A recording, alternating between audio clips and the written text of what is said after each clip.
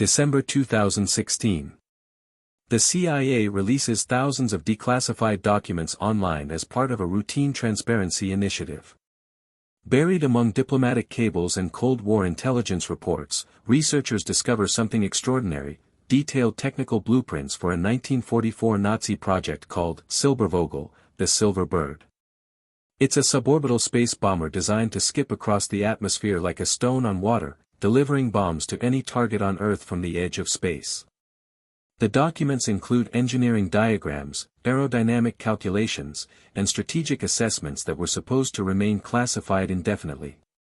Within hours, aerospace engineers and historians realize what they're seeing: proof that Nazi Germany was developing orbital bombardment technology 72 years before SpaceX. More shocking, the documents reveal that U.S. intelligence knew about this project since 1945, captured the scientists and blueprints, and deliberately suppressed the information for 7 decades. Why? What was so dangerous about a Nazi project that failed that the CIA kept it secret for 70 years? The answer reveals a hidden chapter of the space race, Cold War paranoia, and how close Hitler came to having a weapon that could strike New York from Germany without warning. This is the story the CIA tried to hide, and accidentally leaked. The Silbervogel project begins with one man, Eugen Sanger, an Austrian aerospace engineer born in 1905. In the 1920s and 30s, while most engineers focus on conventional aircraft, Sanger is obsessed with something revolutionary: rocket-powered spaceflight. He's not a Nazi. He's an engineer who sees rockets as the future of aviation. In 1933, he publishes Rocket Flight Technology, outlining theoretical designs for rocket-powered aircraft that could reach the edge of space. The Nazis notice. They're interested in any technology that might give Germany military advantage. In 1936, the Luftwaffe offers Sanger funding to develop his ideas. He's given a secret research facility in Austria. His mission: design an aircraft that can fly higher and faster than anything else in existence. Sanger brings in his collaborator and later wife, mathematician Irene Brett. Together, they work on something unprecedented: an aircraft that would use a rocket engine to accelerate to hypersonic speeds, climb to the edge of space, and then skip across the upper atmosphere like a flat stone on water, covering intercontinental distances before gliding down to land. By 1944, they complete a 900-page technical study with detailed blueprints. The project is called Silbervogel, Silver Bird. It's designed to do what no aircraft has ever done: bomb targets anywhere on Earth from suborbital altitude. The Silbervogel design is revolutionary for 1944. Here's how it would work: launch, the bomber sits on a 3-kilometer rail-mounted sled. The sled accelerates using rocket engines to 1,900 kilometers per hour before the bomber separates and ignites its own rocket engine. Climb, the bomber's rocket engine accelerates it to 22,000 kilometers per hour, over 20 times the speed of sound, climbing to 140 kilometers altitude, well above the atmosphere and into space. Skip trajectory, as the bomber descends and touches the upper atmosphere, aerodynamic lift causes it to bounce back up into space, like a stone skipping on water. Each skip covers hundreds of kilometers. Range, through multiple skips across the atmosphere, the bomber could theoretically reach targets 23,000 kilometers away, enough to fly from Germany to New York and back. Bombing, the bomber releases its payload during one of the atmospheric skips over the target. Bombs would fall through the atmosphere at hypersonic speeds, impossible to intercept.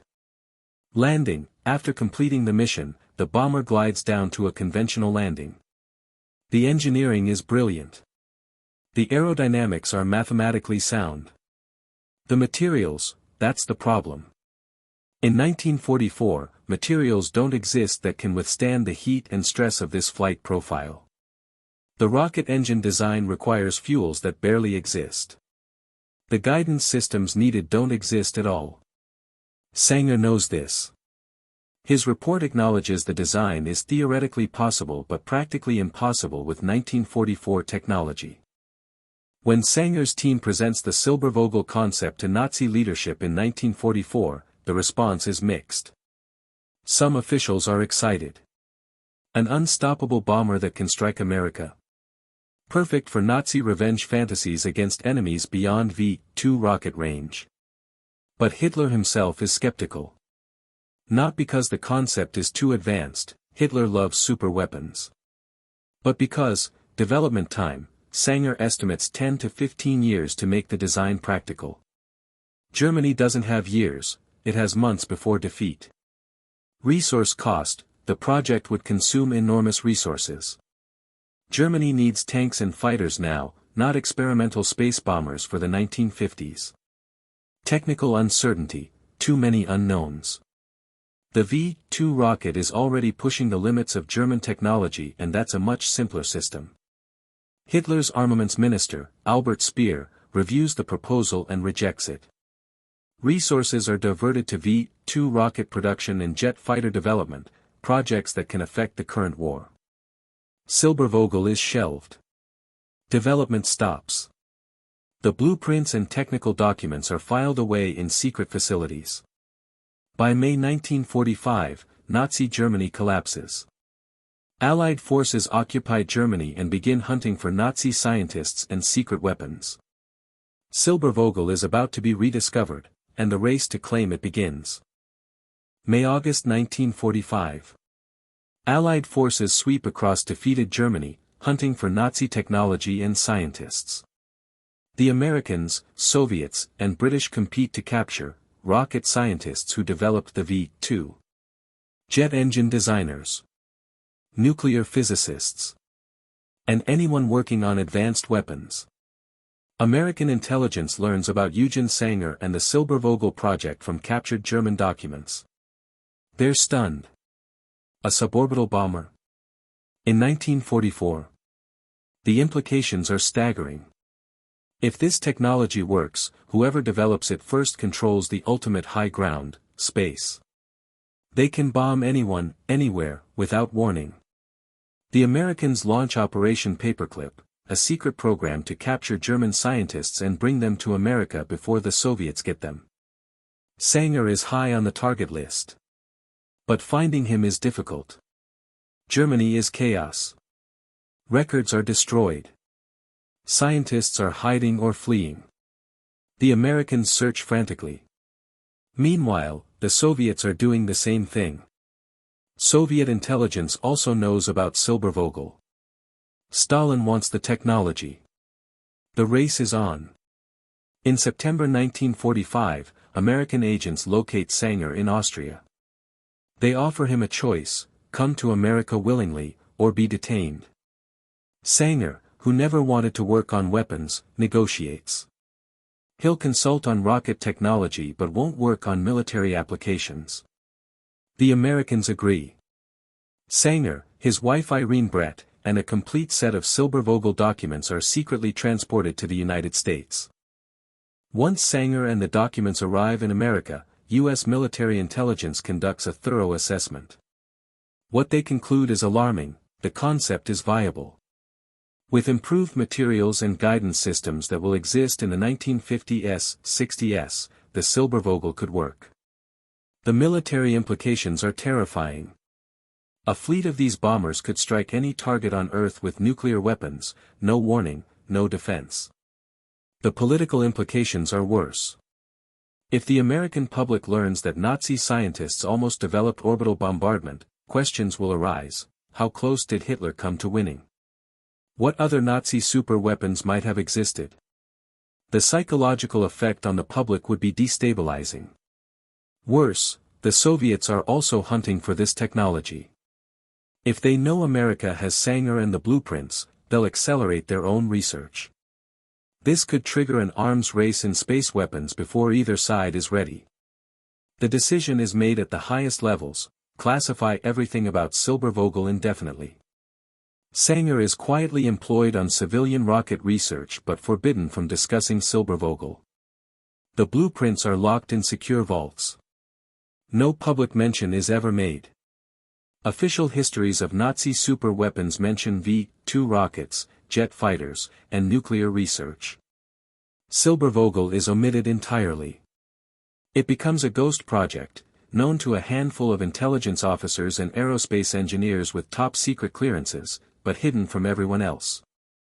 While the Americans hide Silbervogel, the Soviets hunt desperately for the same information. Soviet intelligence knows the project existed. They have fragments of information from captured German documents. They know Sanger was the lead designer. But they don't have him, and they don't have complete blueprints. Stalin becomes personally obsessed. He wants an orbital bomber. He orders Soviet intelligence to find Sanger or anyone who worked on Silbervogel. In 1946, Soviet agents nearly succeed.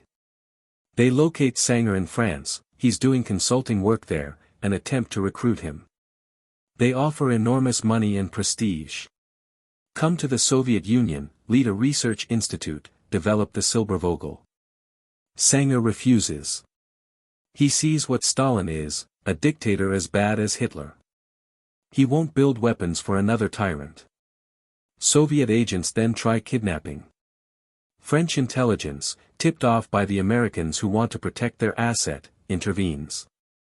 Sanger escapes the kidnapping attempt but realizes he's in danger. The Americans relocate him to a more secure location. Frustrated, Stalin orders Soviet scientists to recreate Silbervogel from incomplete information. They produce theoretical studies, but without Sanger's expertise and complete blueprints, they struggle.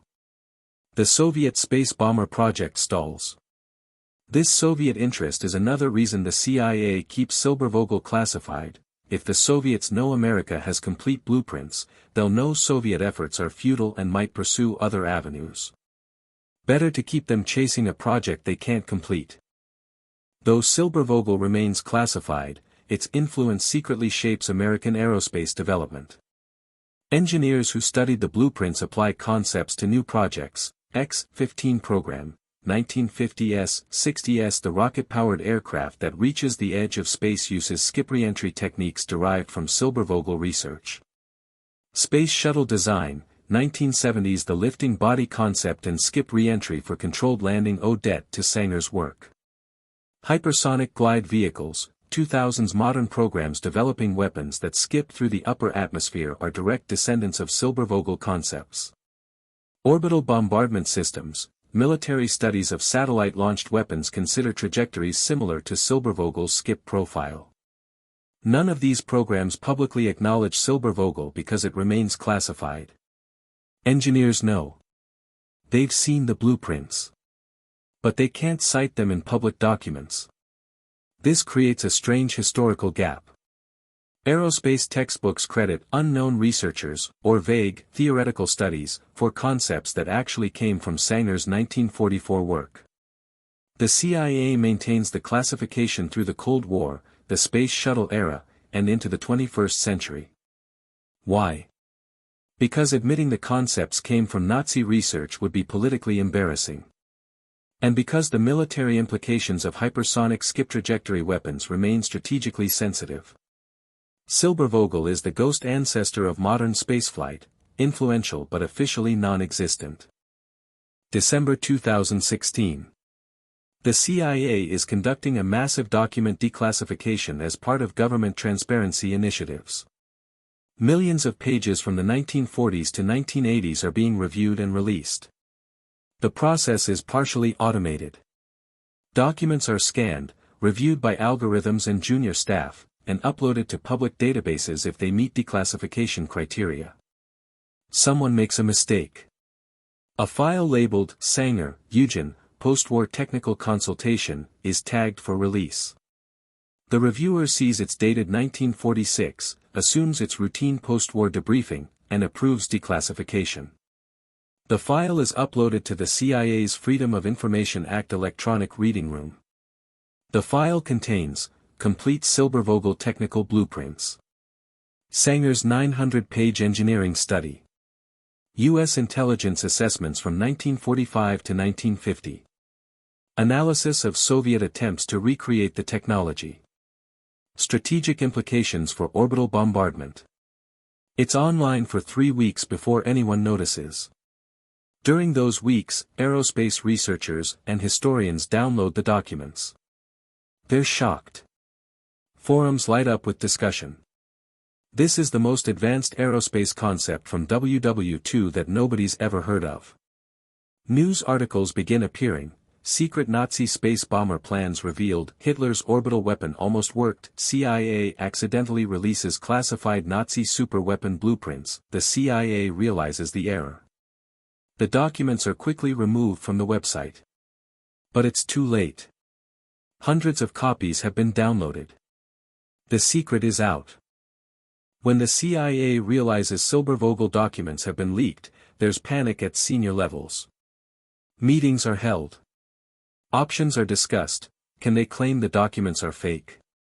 No, too many aerospace experts have already verified the technical accuracy. Can they reclaim all copies? No, the internet has distributed them globally. Can they classify them again retroactively?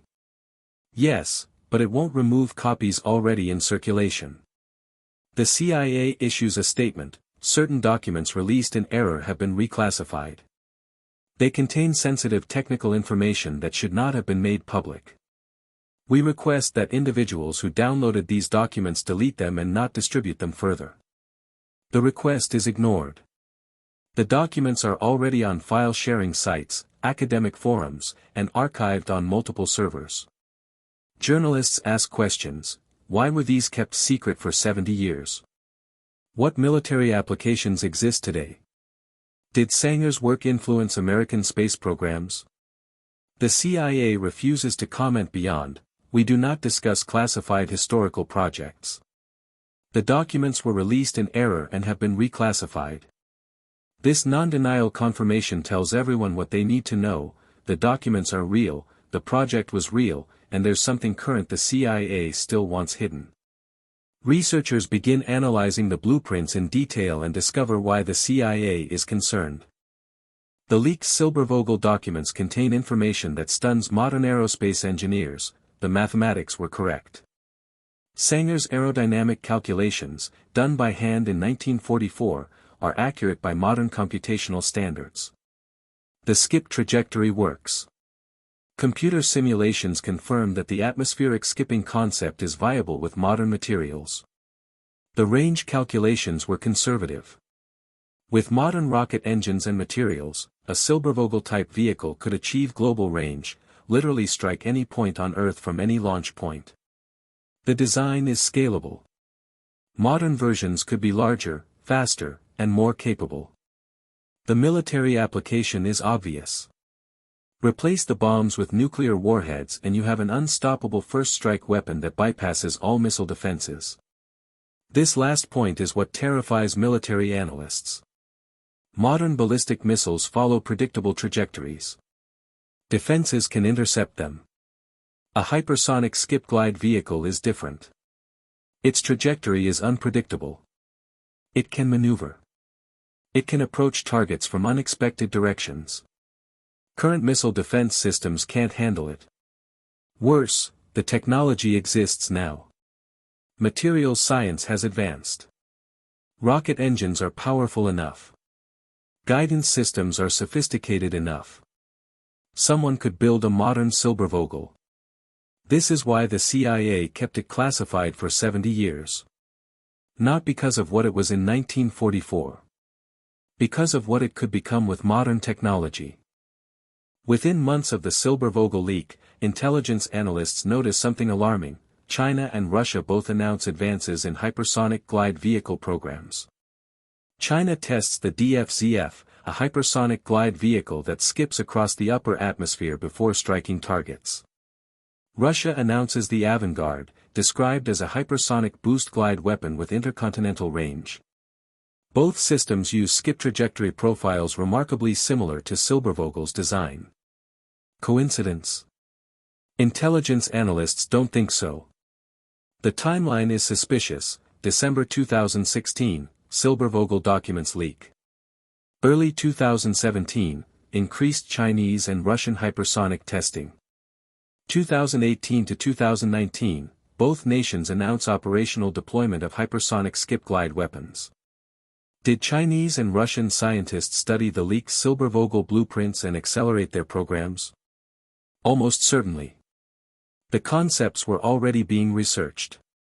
But Sanger's detailed engineering work from 1944 provided a roadmap for solving technical challenges. American military officials are furious. The accidental leak may have accelerated rival powers' development of weapons the U.S. has no defense against. Congressional hearings are held in closed session. Someone demands accountability. But how do you punish someone for a classification error involving documents from 1944? The damage is done. The genie is out of the bottle. And now the U.S. faces the exact scenario the CIA feared in 1945, other nations developing orbital bombardment systems based on captured Nazi technology. Eugen Sanger never saw his design vindicated. He died in 1964, believing his life's work was forgotten. He spent post-war years working on civilian aerospace projects, rocket propulsion research, space station designs, theoretical work on interplanetary flight. But he was forbidden from discussing Silbervogel publicly. His most important work remained classified. When he died, obituaries mentioned his contributions to rocket science but not the orbital bomber that was his most revolutionary design. Irene Brett, his wife and collaborator, lived until 1983. She also never saw their work acknowledged publicly. After Sanger's death, she tried to publish their research but was blocked by government classification. When the Silbervogel documents leaked in 2016, a few aerospace historians who remembered Sanger's name finally understood the full scope of his genius. A 1944 design that anticipated hypersonic flight, skip re-entry, and orbital bombardment, concepts that wouldn't be proven feasible until the 21st century. Sanger was 70 years ahead of his time. But he worked for the wrong regime at the wrong moment in history. So his work was buried, classified, and nearly forgotten. The 2016 leak gave Sanger posthumous recognition. Aerospace journals published retrospective analyses of his work. Engineering students discovered his calculations and marveled at their accuracy. But it's bittersweet vindication. Sanger died believing his work was wasted. He never knew it would influence every hypersonic program developed thereafter. The Silbervogel leak raises difficult questions. Was the CIA right to keep it classified for 70 years? Arguments for classification prevented Soviet acquisition of complete blueprints during Cold War. Avoided arms race in orbital bombardment systems in the 1950s-60s. Protected political sensibilities about Nazi technology influencing American programs. Delayed proliferation of hypersonic weapons technology. Arguments against classification hindered legitimate aerospace research by hiding valuable engineering. Prevented proper historical understanding of WW2 technology. May have slowed development of peaceful space technologies.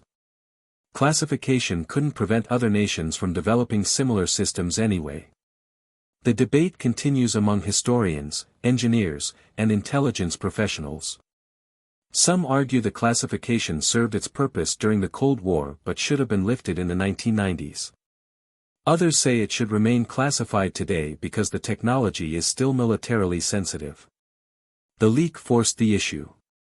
Now that the information is public, that debate is moot. The question becomes, what happens next? Does the world see an arms race in hypersonic skip-glide weapons? Do international treaties emerge to ban orbital bombardment systems? Or does Sanger's 1944 nightmare vision become reality, weapons that can strike anywhere on Earth from space with no warning and no defense? The Silbervogel project reveals uncomfortable truths about technology, secrecy, and war. Brilliant engineering can emerge from evil regimes. Sanger wasn't a Nazi ideologue, but his work served Nazi Germany. Secrets don't stay secret forever. The CIA kept Silbervogel classified for 71 years. One mistake and it's public knowledge. Technology delayed is not technology prevented. The concepts Sanger developed in 1944 were always going to be developed eventually. Classification only delayed the timeline. The past shapes the future in hidden ways. Modern hypersonic weapons owe silent debt to a Nazi project most people have never heard of. As of 2024, the leaked Silbervogel documents remain technically classified despite being publicly available. The CIA's official position is that they were released in error and should not be distributed. But they're on Wikipedia, in academic papers, and archived on countless servers. The ghost of the Silver Bird haunts modern strategic planning. Every hypersonic weapons program, every orbital bombardment study, every skip re-entry vehicle references, directly or indirectly, the work Sanger and Brett did in 1944. Hitler's space bomber never flew. But its descendants circle the Earth today: satellites, space stations, re-entry vehicles, and yes, hypersonic weapons. Sanger's vision of machines that skip across the atmosphere like stones on water has become reality. The CIA tried to hide this story for 70 years. They failed. And now we must grapple with the implications of a Nazi super weapon that was too advanced for 1944 but perfect for 2024.